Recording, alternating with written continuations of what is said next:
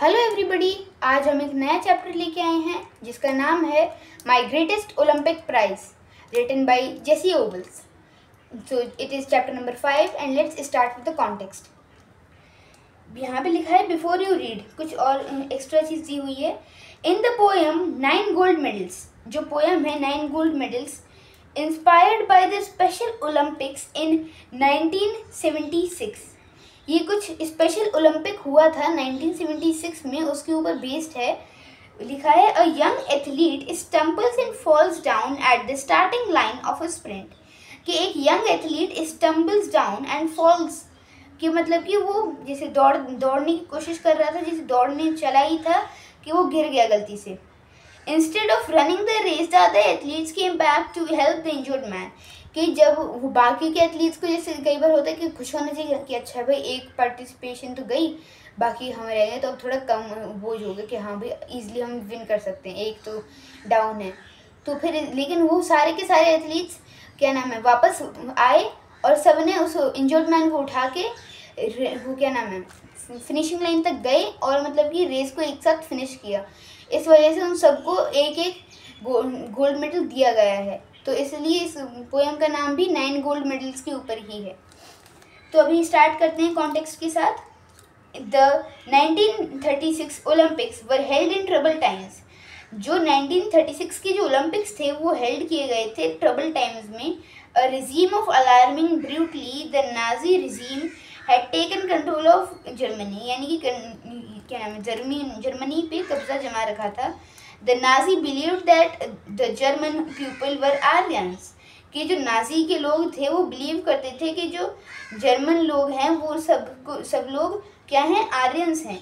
Which they called the master race, या कहो तो superior human beings who were destined to rule the world, जिनका मतलब कि एम था कि वो वर्ल्ड को रूल करेंगे। फिर लिखा हुआ है to them the Olympic was to be a grand stage where German athletes could assert their claims to racial superiority।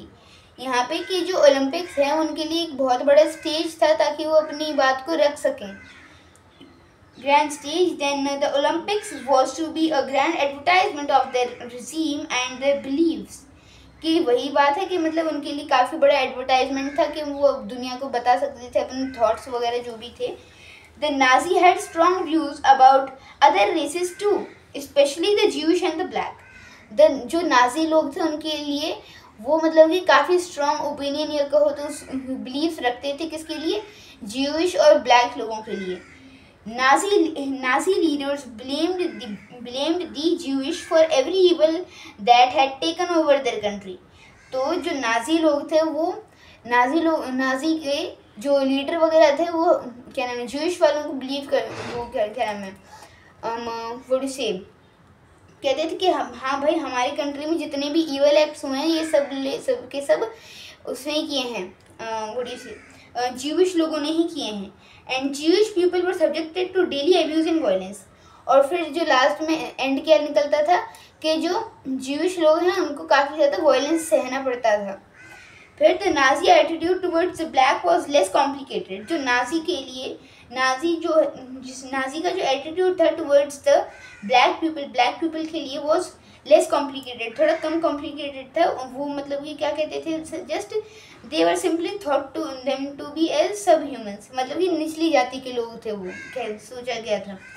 It was the summer of 1936, the Olympic games were being held in Berlin, जो summer का time चल रहा था 1936 में Olympic games held हुए थे Berlin में।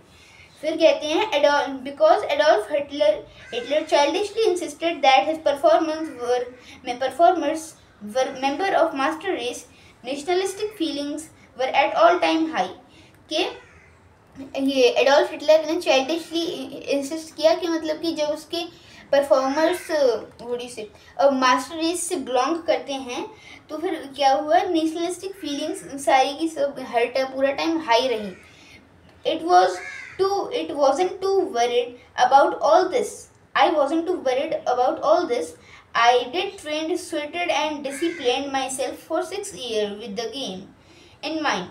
While I was going over on the boat, all I could think about was taking home one or two of those gold medals. I had my eyes especially on the running board jump.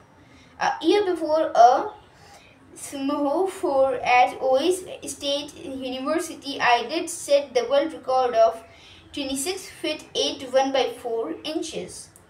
तो फिर यहाँ पे है कि यहाँ पे ये आई word जो है रिप्रेजेंट करता है जेसी ओवेल्स को, जिन्होंने ये कहानी लिखी है। वो अपना मतलब कि लाइफ स्पैन को यहाँ पे लाइफ एक्सपीरियंस बता रहे हैं कि उन्हें कैसा लग रहा था उस टाइम पे।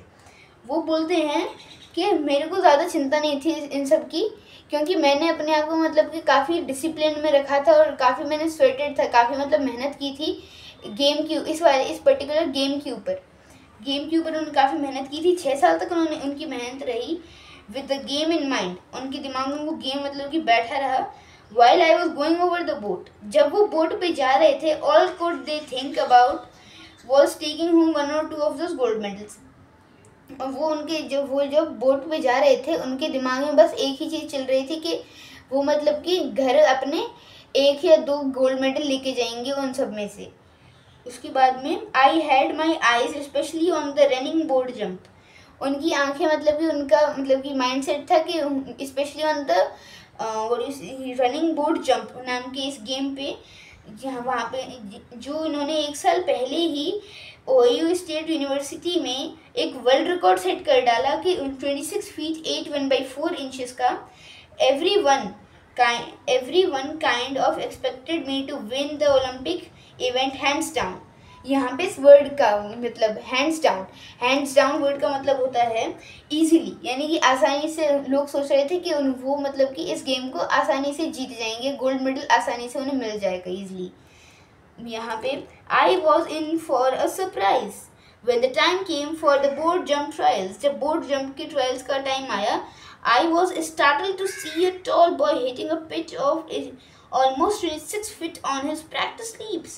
He turned out to be German named Lewis Long. I was told that Hitler had kept him under wraps, evidently hoping to win the jump with him. तो मतलब कि जो ल्यूज लॉन्ग नाम का एक लंबा सा एक तो टॉल बॉय था, जो मतलब कि ऑलमोस्ट 26 फीट की मतलब कि जंप ले रहा था ऑन इट्स प्रैक्टिस लीप, मतलब कि रिलैक्स्ड वे में। मतलब वो क्या नाम है, वो ज़्यादा ले सकता था जब वो जैसे उसमें खेल रहा है, वो मतलब क्या कर सकते हैं हम, उसमें गेम के अंदर है। अभी वो प्रैक्टिस कर रहा था अपने लीप्स की, और वो उसमें भी 26 तक चला गया, 26 फीट तक जा रहा था। सो ही वॉज जस्ट थिंकिंग कि अगर वो जब गेम में उतरेगा तो वो और ज़्यादा मतलब कि माइंडसेट के साथ उतरेगा तो फिर और कितना ज़्यादा आगे जा सकता है वो। फिर लिखा हुआ है, I guessed that if Luz won I would add some new supporters to Nazi Aryan superiority. कि उन्होंने सोचा ये चीज़ कि अगर भाई ल्यूज लॉन्ग जीत गया तो फिर वहाँ पे कुछ और नए सपोर्टर्स जुड़ जाएंगे नाजी आयरन सुपीरियोरिटी के थ्योरी के ऊपर। After all I am a Negro a little hot under the collar about Hitler's way. यहाँ पे वो अपने आप को एक निग्रो कहते हैं। निग्रो मतलब कि एक वायलेंट वर्ड यूज़ किया, एक स्लैंग वर्ड है, गाली कह सकते हो तुम हिंदी में उसको। यहाँ पे लिखा हुआ है उसका meaning, an old fashioned now offensive word for a person with dark skin, especially one whose originally came from or whose ancestors came from Africa and were made to work as slaves। ठीक। hot under the collar, इस word hot under the collar का meaning है angry। जैसे hot under the collar के मतलब भाई वो गुस्सा थे।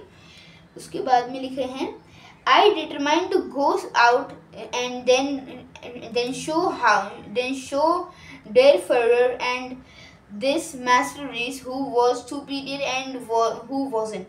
कि मतलब वो कहते हैं कि अब मैं दिखाऊंगा कि कौन ज़्यादा अच्छा है और कौन नहीं।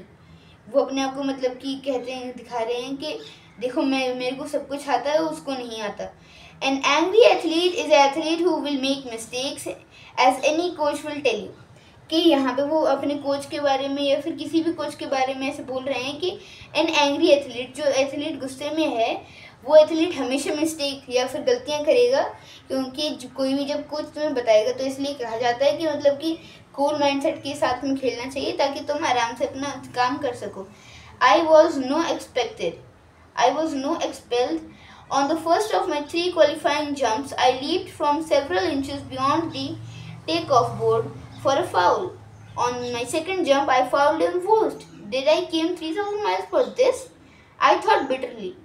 To foul out of the trials and made a fool of myself. क्या मैं 3,000 माइल्स इसलिए आया था कि मैं यहाँ पे इतने अपने आप का एक फूल बनाऊंगा?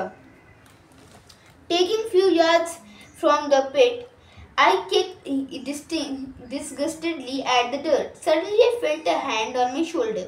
I turned to look into the friendly blue eyes of the tall German broad jumper. तो यहाँ पे वो बात कर रहे हैं कि अपने उस जंपर की जो काफ़ी जो उन्होंने बताया था कि काफ़ी लंबा है, टॉल है, एक जर्मन है जो कि जिसका नाम था ल्यूज लंग, तो उसने अपने उनके हाथ कंधे पे हाथ रख लिया था. तो फिर we will continue for a while. Wait. I turned to look into the friendly blue eyes of the tall German broad jumper. कि उन्होंने वापस से उस ब्रॉड जंपर की आंखों में देखा. उन्हें पता नहीं चल रहा था पहले, फिर उन्होंने जब देखा तब उन्हें पहचान में, अच्छा ये आदमी है. Okay.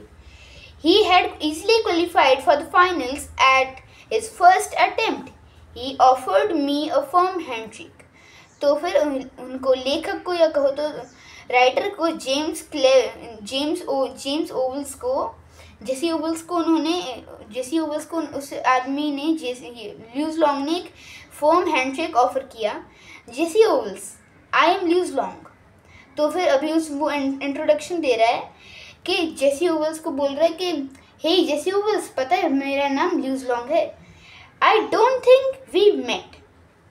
He spoke English well, though he was a German twist to it. Glad to meet you, I said. Then trying to hide my nervousness, I added, how are you? Glad to meet you. यहाँ पे जेसी vowels बोलते हैं कि हाँ भाई मैं तो बढ़िया हूँ, तुम बताओ तुम कैसे हो. अभी यहाँ पे हाउ आर यू ये सेंटेंस उन्होंने इसलिए यूज़ किया ताकि वो अपनी नर्वसनेस को हाइड कर सकें, क्योंकि वो उन्हें पता था कि जेसी ओवल्स भी ये जानता था कि वो नर्वस हैं. I am fine, the question is how are you. तो फिर यहाँ पे बोलते हैं कि भाई मैं तो बढ़िया हूँ, लेकिन तुम बताओ कि तुम कैसे हो. What do you mean, I asked. कि जेसी ओवल्स ने बोला कि लेकिन मेरे को पता है क्या दिक्कत है तुम्हारे को, लेकिन तुम फिर भी बताओ कि यहाँ पे क्या दिक्कत है. ये इसलिए जेसी ओवल्स ने पूछ लिया इससे कि what do you mean, I asked. Something must be eating you. उसने बोला ल्यूज लॉन्ग ने कि कुछ तो तुम्हें खा रहा होगा अंदर ही अंदर. he said, prone in the way of foreigners are when they master a bit of American slang. You should be able to qualify with your eyes closed. कि तुम्हें तो ऐसे आंख बंद करके क्वालिफिकेशन मिल जानी चाहिए. सो अब इसके आगे का पार्ट अभी हम अगली वीडियो में कंटिन्यू करते हैं. तब तक के लिए thank you, and if you like the video please do subscribe and like my channel. Thanks.